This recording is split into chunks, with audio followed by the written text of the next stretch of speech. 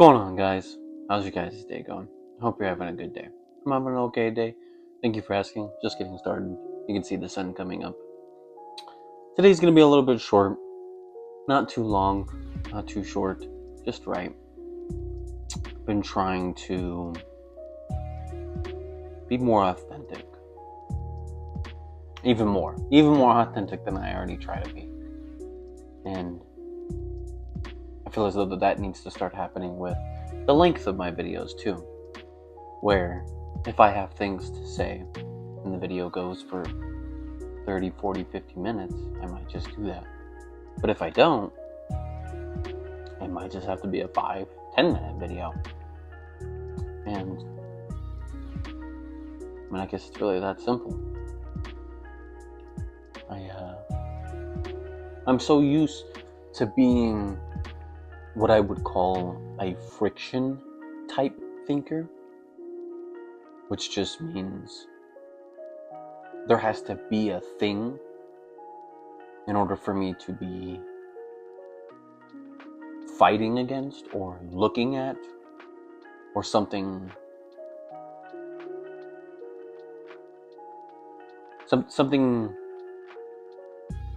to grab onto, something to explain.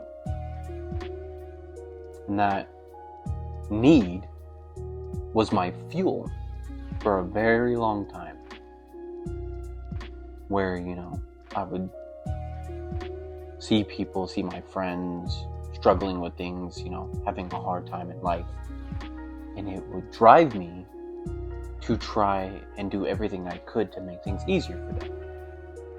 And because I believe that I'm a very extroverted person, I would go out of my way to try and talk about things that a lot of people don't talk about. But now I find myself transitioning into this stage where I'm a stillness thinker, or at least trying to be. And it's difficult. It's very difficult. Because now I have to actually sit with the things that I'm thinking about instead of attacking them. Or trying to dissect them. And it's uncomfortable. It's very uncomfortable. And I have this voice in the back of my head that just tells me all the time that I repeat myself too much, and that I talk too much, and that I say too much. And I don't know where I and my words separate. Or where what I should have to say should even be said at all. Because I remember being a kid thinking that I had so much to say. I had so much to talk about. And I did. I talked about everything under the sun. And, I'm still young. I'm definitely not an old person by any means, or in my elder years. But it's just funny. It's just funny to look back on being so full of vigor, as they always say. Oh, you're so young, you're full of energy. But now it's not the same way.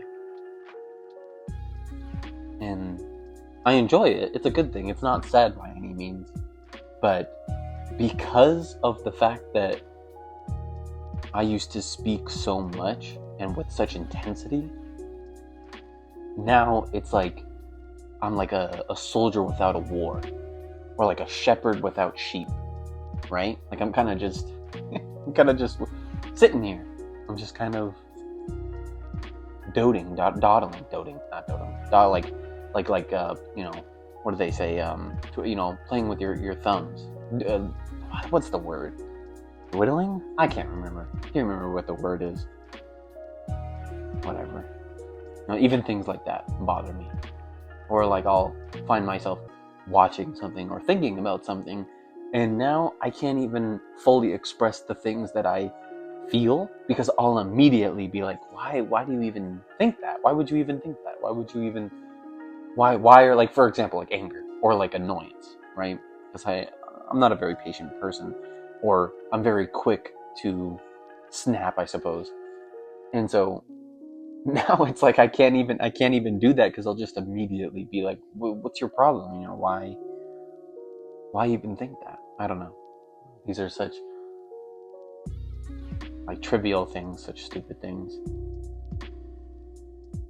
But yeah, I think I choose to talk about the things I choose to talk about, not so much just so that other people will feel welcome and other people will feel heard or seen, rather, but more so as like an accountability to myself.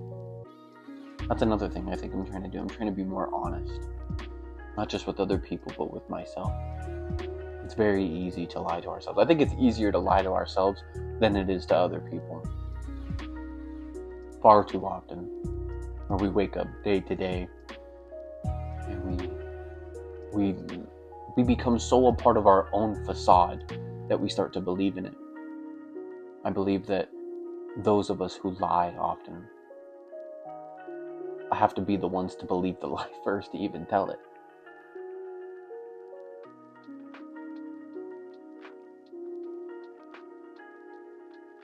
Or just not always having something to say. That's something else that dawns on me. I'll be talking to people, right, about things that I love, about things that are so interesting, and things that I could go on and on about. But if I have nothing to say, I have nothing to say. And it's so interesting too. But that is something I can talk about, actually, that I've noticed people almost getting uncomfortable when I say things like that, or just when I notice that might be happening, even if it's not directly said. Like, I'll be listening to other conversations, I'll be listening to other people, and it's very clear that everything that there is to be said, at least in the moment, has kind of already been said, right? Like, don't get me wrong, you can go on and on and on about a thing, and you can talk to somebody for hours. I definitely have. And then now, it's not the case at all. Now it's, say what needs to be said with the right amount of preciseness, rather than trying to fill all the gaps, right? It's almost like, if I had to put it into perspective, I would say it's like pressurizing pipes, right?